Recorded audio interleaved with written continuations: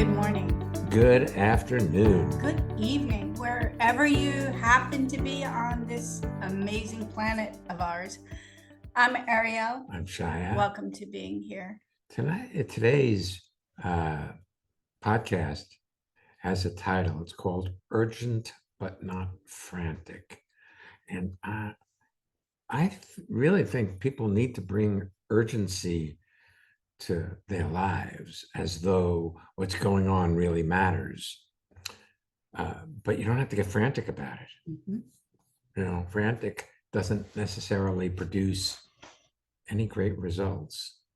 It's interesting. I was reading prior to this something in my phone feed about 100 and I believe she was 102-year-old woman who still runs her own business. Really? And she's in there 3 days a week. It's a health and wellness spa. That's great. She has an urgency in her to continue to make a difference. And she recognizes what she does and how she is matters. Absolutely. So part of what she does as her give back is eat in the public dining area in the morning so that people can approach her and have a conversation. That's great. Yeah, it's really interesting. Mm-hmm. You can engage in political conversations and get lost in that conversation and lose your life in the current moment. I don't mean die, but it's sort of like die, because whatever you engage in absorbs you. And if you're engaging in complaint that life isn't showing up the way you think it ought to, or that things aren't going the way you prefer, then that complaint is what's living your life in that moment. You're not. Anyway, it just dawns on me that you can either engage with an urgency, not a franticity, but an urgency in whatever you're up to and have it make a difference. This lady, who I admire, also was talking about how she doesn't look back at what she did or what she didn't do. She finds it useless. And she doesn't look forward either. It's like investing in what is. Exactly. So as you're talking about that, I think self-defeating conversation is always forward or back. Absolutely. Political conversation is forward or back. It's always back. It's always about what was or what may be based on what was. Correct. It's never about this moment. This moment is so perfect, exactly as we are in this moment. Because first off, you can't be different than you are in this moment. You can't have different thoughts. You can't have different circumstances. Your life has shown up exactly as it has right up till now. Now what? I know now what. We'll invite a guest in. But before we do, yes, let's invite all of us, you and I, and our listeners, to listen to him. To listen to our guest? Yes, they can listen to us as well. Okay. You said him, Yes, our first guest is Eric. It's a him. And I realized that listening, you're absolutely right. What a gift. People don't normally listen. They filter information through what they already know. So they don't really be here to hear what another person has to say from their point of view. They compare what that person says to what they believe, what they know, what they think is the truth. I imagine that a number of our listeners are listening either as this comes out or in the archives with an agenda to get better, to have their life be less frantic. Now that agenda is fine. Let's set it aside and be here and see what happens. Okay, I like it. All right, Eric, welcome to being here. Tell people where you're zooming in from. Hi, I'm Eric, and I'm zooming in from Brooklyn, New York.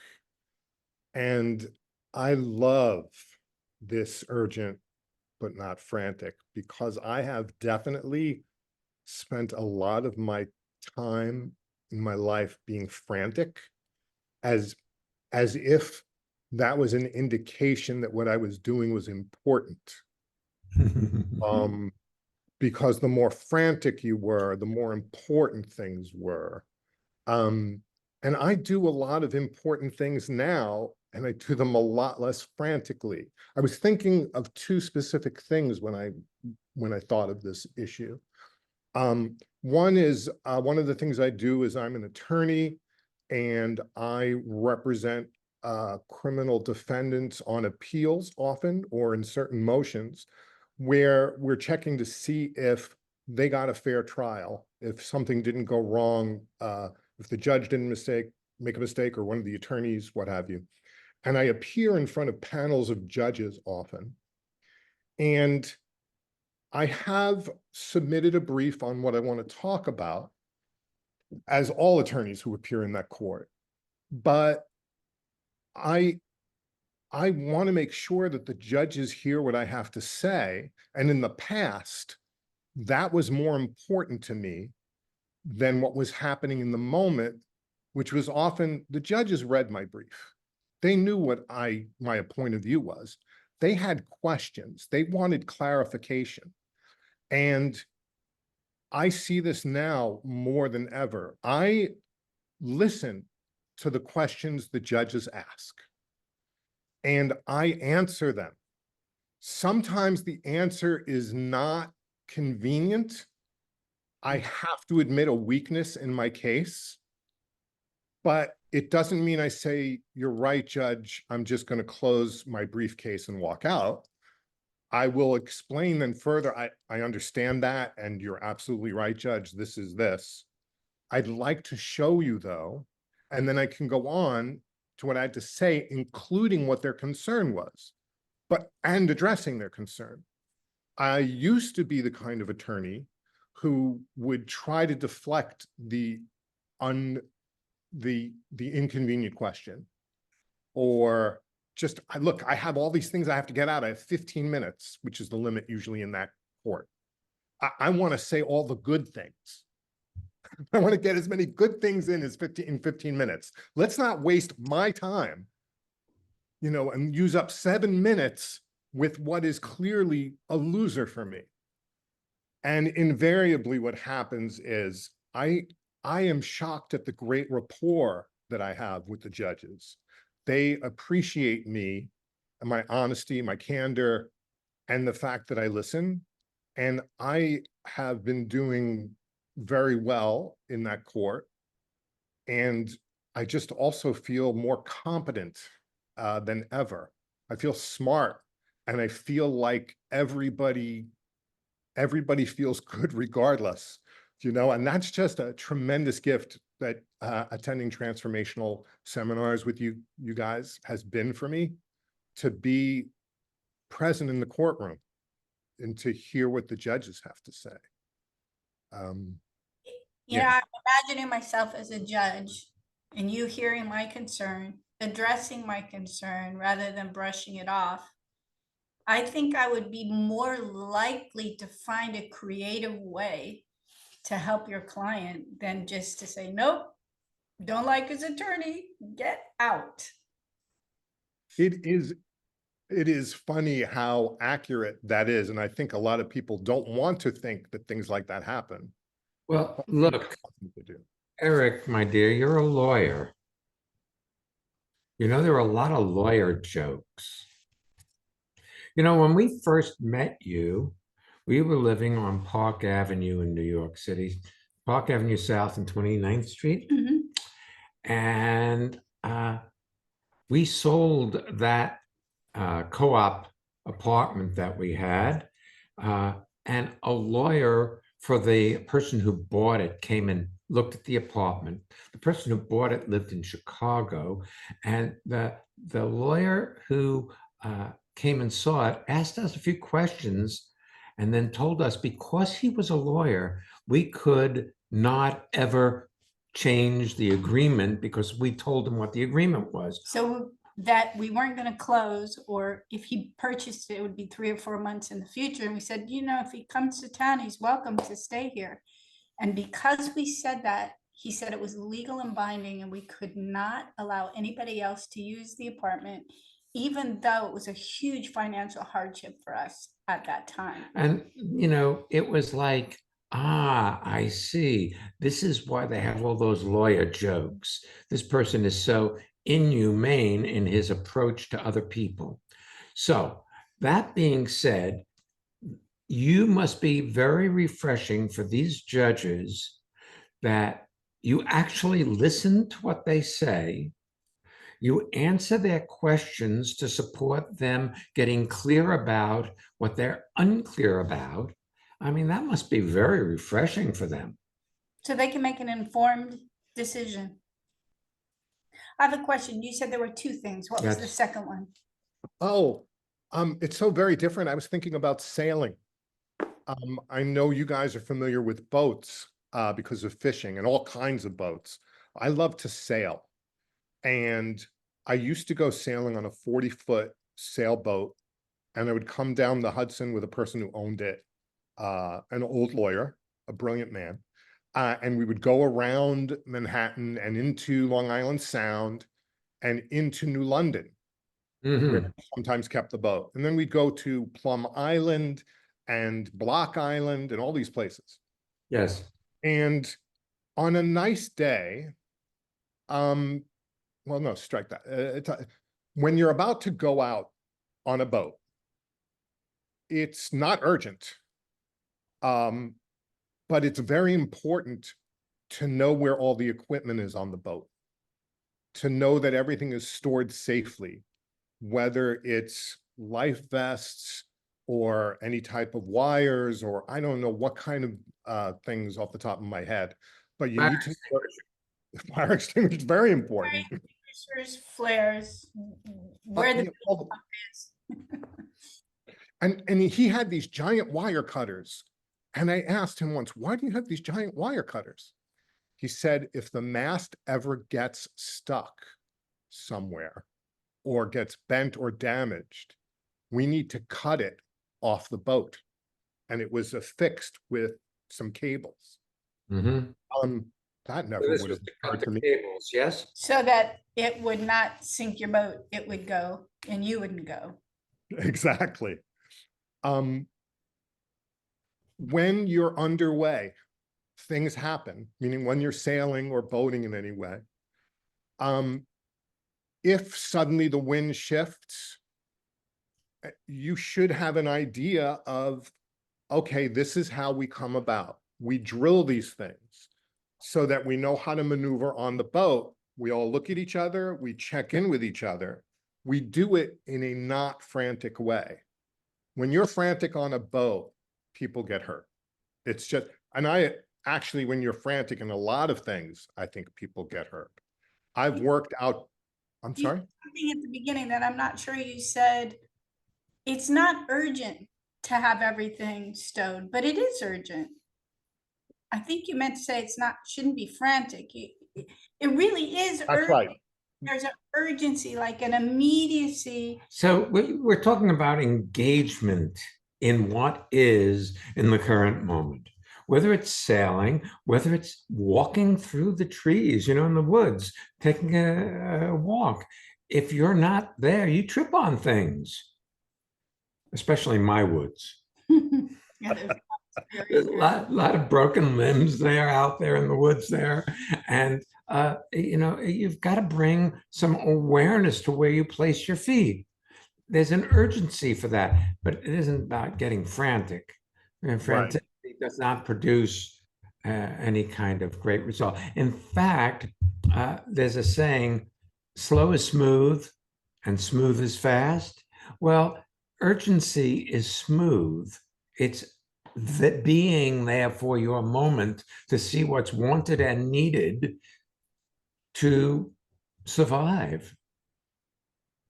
It may have just been a turn of phrase, Eric, but I'd like to go back to the very beginning when you were starting to give your examples that came to mind in regards to urgent but not frantic. You said I have two examples that came to mind about this issue. Yes, I caught that word too. And the word issue caught me because I really do believe, or it's my experience, that people, when they get frantic, they hold franticity as an issue rather than recognizing. Or they hold the circumstances as an issue rather than that's what the moment is showing up as. So that how you see things and how you interact with things has also to do with your level of upset. So when you're upset, Everything's an issue. everything's an issue. When you're here, It's just what is. Recently there was something that happened in our environment that I saw it and it just was disturbing. And I thought I can either invest in disagreeing with something I can't do anything about. It's kind of like, we had a storm come through here a couple of days ago. It blew out our electricity, our Wi-Fi, our telephone and our landline. So that, because we're right next to a cell phone tower, all of it went out. So I could either rail against that, get frantic to fix it, or we took steps to actually go over to a local hotel, find out what the arrangements would be. Should we need to go there? Luckily, power came back on, but our generator and our Wi-Fi came back. Like we had backup, we had solar backup batteries, which we didn't realize were in use since 7 o'clock at night until midnight when the generator came on. And they ran out. They ran out because we're using the air conditioning and charging our car and all sorts of things. But I see that when that circumstance arose, if I invested in the idea that I don't like this, I don't want this, it would have twisted all of our actions or lack of action in a way that would make us fully inappropriate to ourselves, to other people, and the environment around us. It was so much fun. We met this coolest guy. His name was Zeus. At the hotel. At the hotel, we're like, wow, you have a great name. He's like, well, I said, your parents must have thought great things for you. And he said, actually, it was my sister. Her name is Venus. And she wanted somebody who also, so that's how it came. And he was just a really great guy. And between us, we came up with the idea. He's like, I have lots of room here.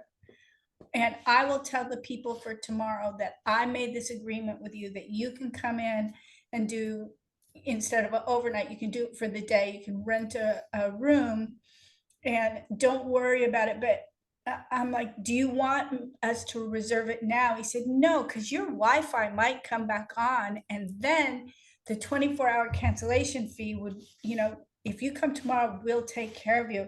And sure enough, our Wi-Fi went back on. So shout out to Zeus for supporting us in not having to make an investment that was unneeded, and to reassure us that our universe is taking care of us. But we went about it with an urgency to make sure that we covered these two podcasts that we needed to have today that were scheduled, and the client that we had earlier.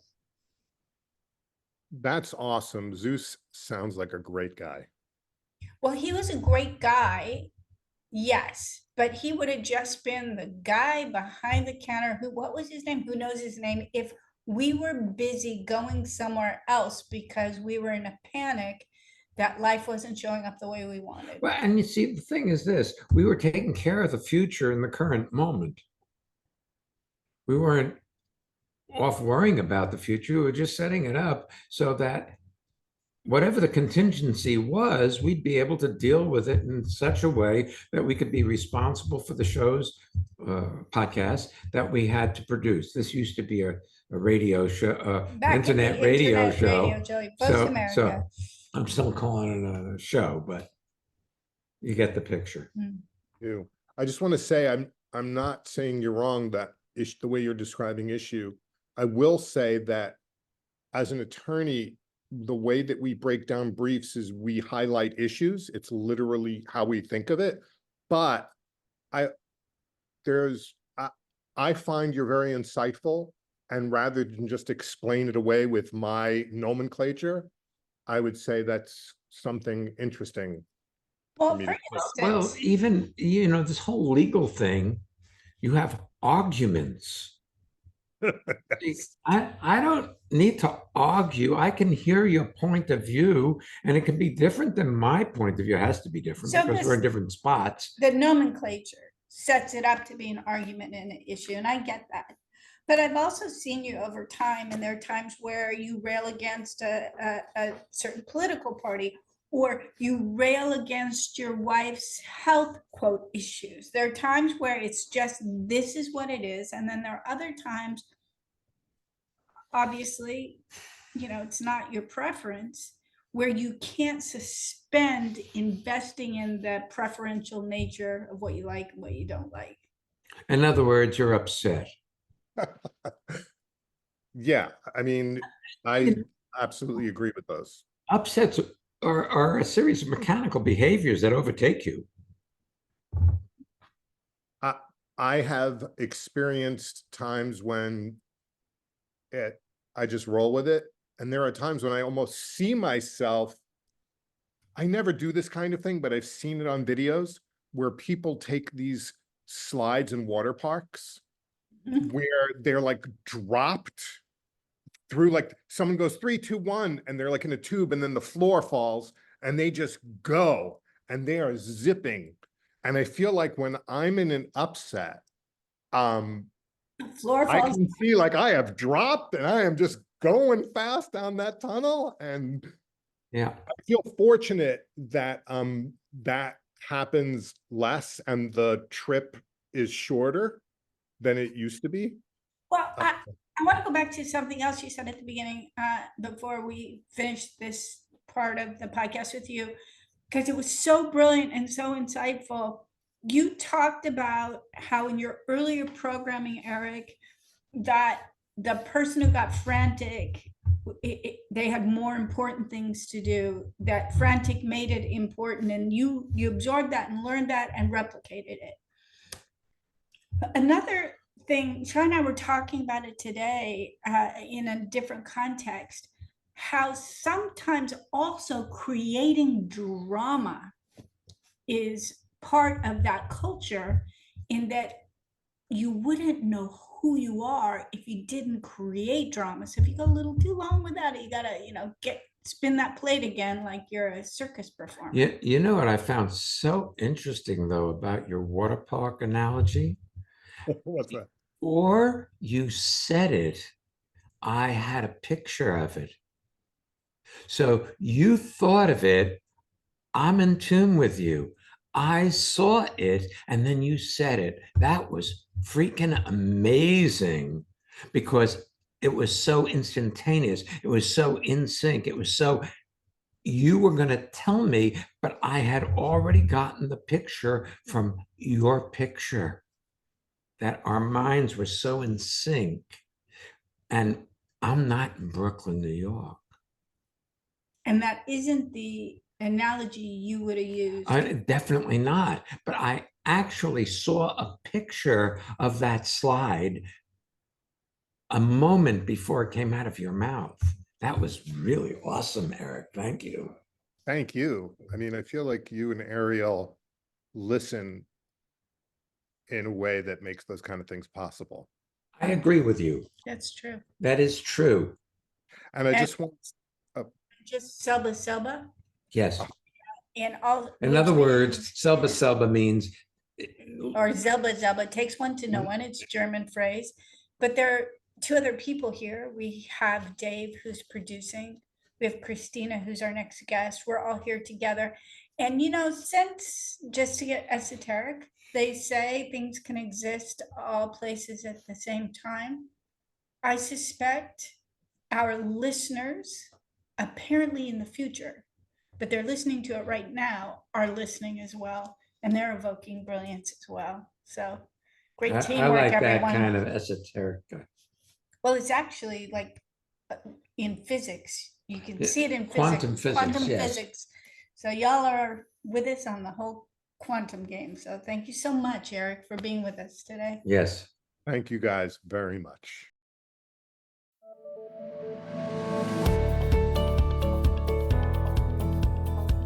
Okay, here we go. It's time for our listener feedback spotlight, where we hear from one of our listeners about how transformation has impacted her life or his life.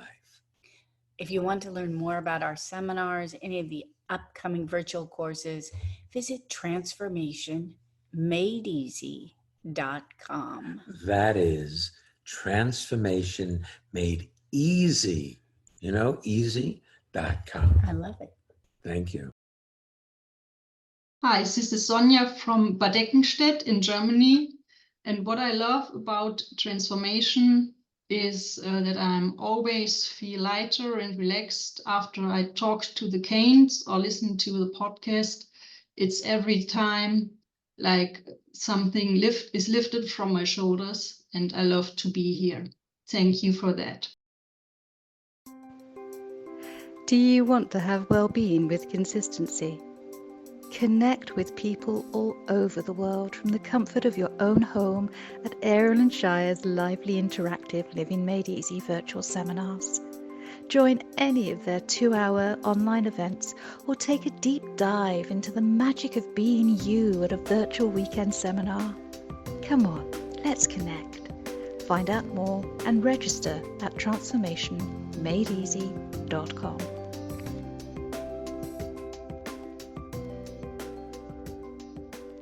We have several Living Made Easy 2-hour virtual seminars upcoming, so you can check our website, transformationmadeeasy.com, and register. It's on and off throughout this month because we go away on vacation, but when we're back, we also have more of the 2-hour seminars, as well as transformational time and project management weekend seminar, which is also virtual, on September 28th and 29th.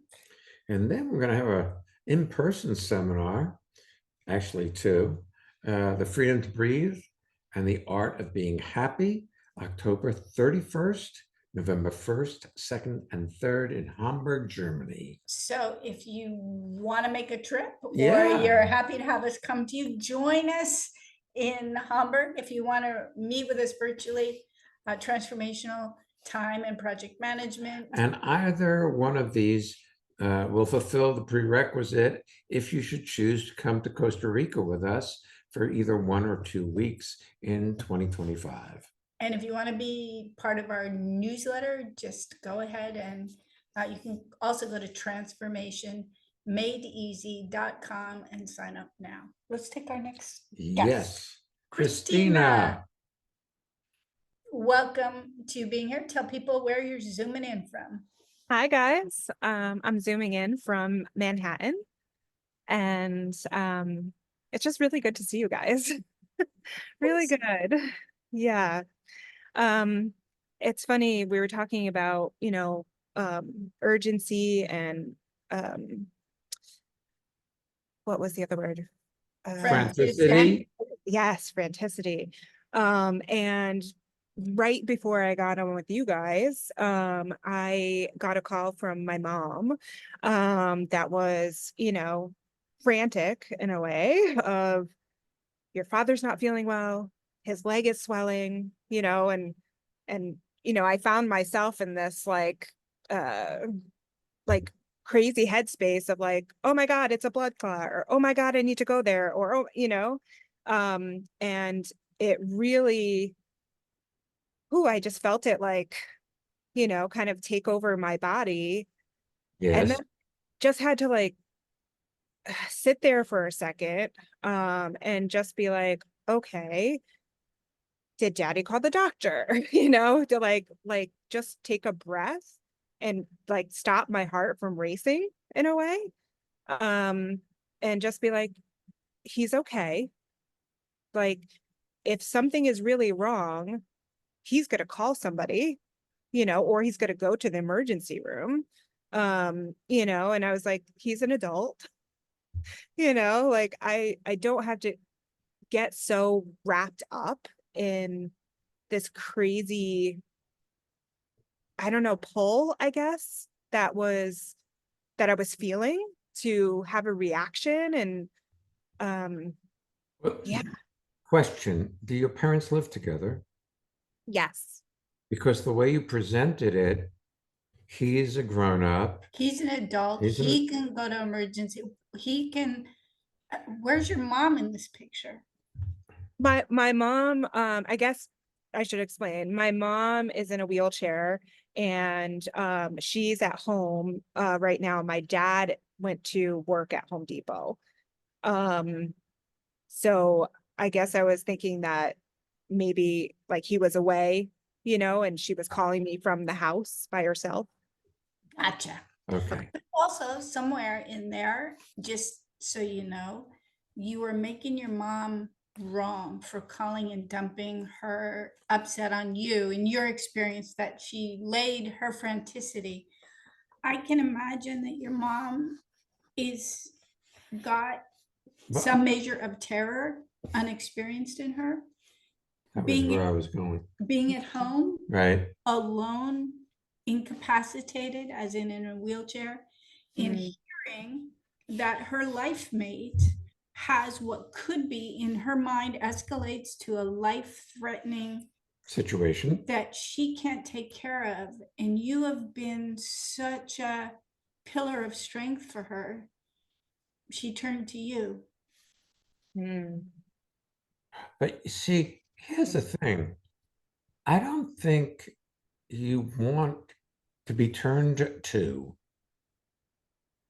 I don't think you want to be the pillar of strength. I You're don't right. think, I I don't d- think, I don't want to be it anymore. I don't. well, maybe you never have wanted to either. But I have a question for you. On a scale of 10, 10 being absolute and 0 being not even a whisper, how much have you been feeling sorry for yourself lately? Oh, Big 10. Big 10. 10, Big right. 10. Yeah. Now, the thing, you know, if you are obsessed about something where it's what you think about all the time, what's the possibility of something new showing up in your life? There is no possibility, It's so- especially if you're resisting your current circumstance.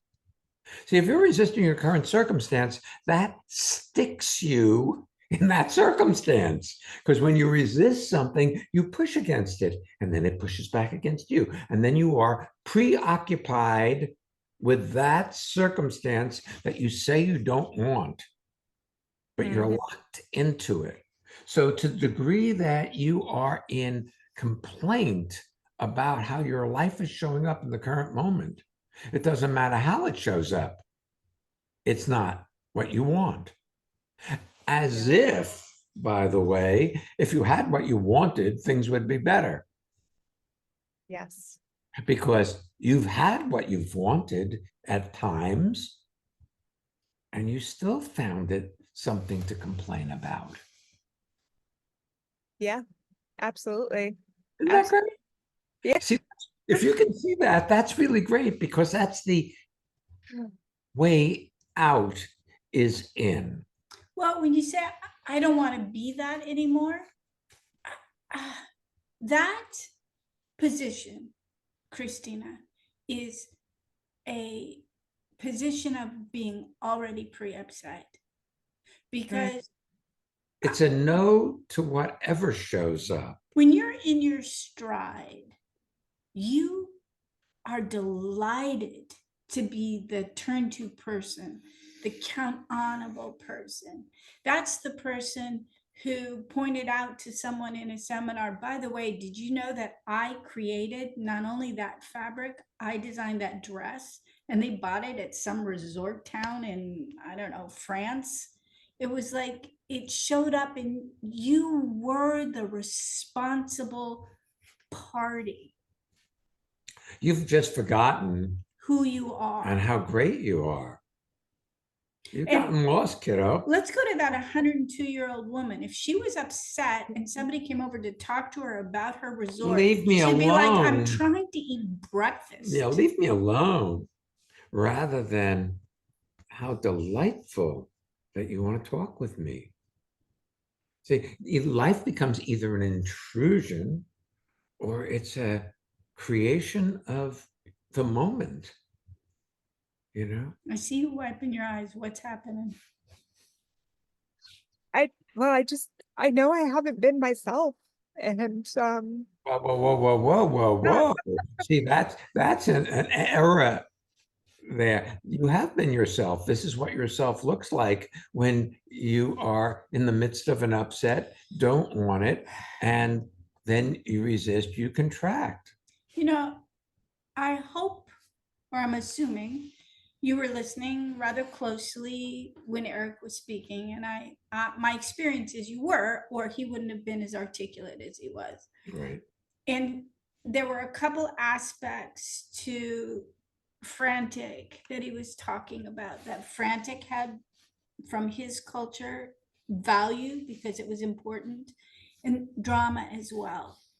And I recall many years ago when we were at this Skylight Hotel. Skyline, thank you, Skyline, prior to COVID, when your mom had a very strong medical emergency, which is part of what landed her ultimately in a wheelchair. And I remember how deeply upsetting that was for you. And I also recall how much the people around you rallied and wanted to support you, and to also encourage you to step out of the upset so that you could have well-being in yourself while you were supporting your mom and your dad, and how it was impossible. You were really, really determined at that time. That upset was saving you from something. I don't know what it was, whether it was finding a job or dating or being with yourself or intimacy. I don't know. I suspect this is this state of feeling sorry for yourself has been a lifelong pattern that's come back around again. But I really see a difference in you. I really see it. I see that you're ready to go, here I am again. Ooh, you know, it's like it can either be a party or a pity party. Choose one. right. Yeah. I really that the producers reached out to you and you stepped up to be on this podcast today. I'm telling you, I really viscerally see a difference in you. Like you are ready to jump off that power slide where you go 3, 2, 1, I'm out of control. Woo! Yeah. Yeah. Actually, when Eric said that, I had a visual of it too, and I was like, oh my gosh, that sounds so fun. There you go. Yeah. Well, have fun with what you've been doing. The resistance is over and life resets. Okay. Yeah, I see that. Yeah, you guys are right. It's refreshing to hear and to actually feel it too. I'm gonna make a suggestion. You know, I'm not big on giving tips, but I have the idea that you've been complaining to people about the circumstances of your life. Yeah. Complaint keeps everything locked in place. For instance, I'm pulling something that I don't think is yours. might be, but it's like, if I can either say, you know, I'm not having any success in dating, or you could say, I'm having difficulty with how I'm experiencing dating. It's not about the verbiage, it's about reporting about rather than jumping into and complaining about. I don't know how better to say that, actually. Like, I know you're looking for a job, you're Yeah. complaining that you haven't found it yet. But it's very different to go, I'm having difficulty finding a job, than investing in the difficulty. Yeah. Yeah. When I wrote you guys an email recently, saying I was admitting to myself that I'm struggling and that I haven't used my resources. Like I haven't jumped in to let people know I'm struggling and that I need help. And um and as I was writing it, it alerted me to, go back through my network, connect with people, see what's going on, reach out to people. And that was eye-opening to me again. It was like, duh, why not use what you have?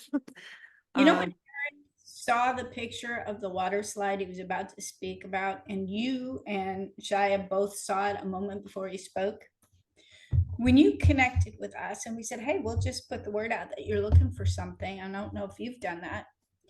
A moment before she got our message, I don't know if I did it on WhatsApp, I believe it was WhatsApp, one of your friends contacts and a person who's a networking genius, she wrote back to me, you know, I was just thinking of Christina and I was going to reach out to her. I was wondering what was going on with her. I just looked on LinkedIn to see what was happening with her.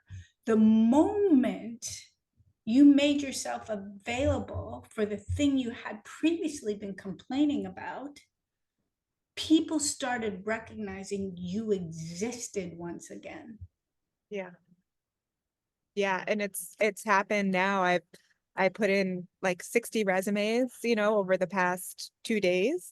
And I've had like 4 responses of like, can we set up interviews and discussions? So yeah, I mean, it like reignited this fire, of Urgent. yeah, Urgency. There's an yeah, urgency to life. It yeah. is one of those things that you sit around and wait for it to happen. You engage yourself. You know, for all our listeners, if you didn't hear last week's episode, urgent is not frantic. Listen to it. This so dovetails on that. Isn't that this? Oh, I mean, not urgent. Sorry, not this one. Being the captain, being the captain of yes. your soul. Sorry. If you haven't been listening to this one, it's really great. Yeah, I got confused for a moment there. Yes. Yeah. I was just thinking that was so much what we were talking about in the last Well, episode. look, life shows up. If you resist it, it becomes problematic. If you engage in it, magic happens. There's magic in your universe if you're here for it, but you have to be here for it with some urgency, not as though, not franticity, but an active engagement in what's so in your life. That's where it's at, you see. I also think for you, Christina, and for anybody listening, you have to be willing to admit you are lovable and worth investing in. Yeah. Yeah, I mean, I have that reoccurring thing that comes up of you're not enough. You're not and Let me tell you something. yeah. Everybody has that. Well, you haven't been to a Living Made Easy 2-hour seminar in a while. It's part of this downward spiral, and you convince yourself that you couldn't, it was just too much or whatever. You would be there, and in any given night, you would see that everybody, all the people we all admire, have that. Mm. It means nothing. It's just a thought process. That being, I'm not enough. oh, I'm not good enough. that. I'm not doing enough. I'm not enough. I'm not successful enough. I'm not creative enough. Right. Absolutely. Oh, yeah. Thanks for being with us today. Yeah. Thank you, guys. Yeah, really. Yeah. Really. Yeah. Folks, share this podcast with your friends and be sure to subscribe to our newsletter if you haven't. And you can find all our courses and sign up for the newsletter at transformationmadeeasy.com. Next week's episode, 40 years and counting. That is next week when we meet with you, when you listen. Shai and I will have been married for 40 plus years. Come join the party. It's certainly not going to be a pity party. No. We'll be back next week. So come on back. And don't miss Being here. here.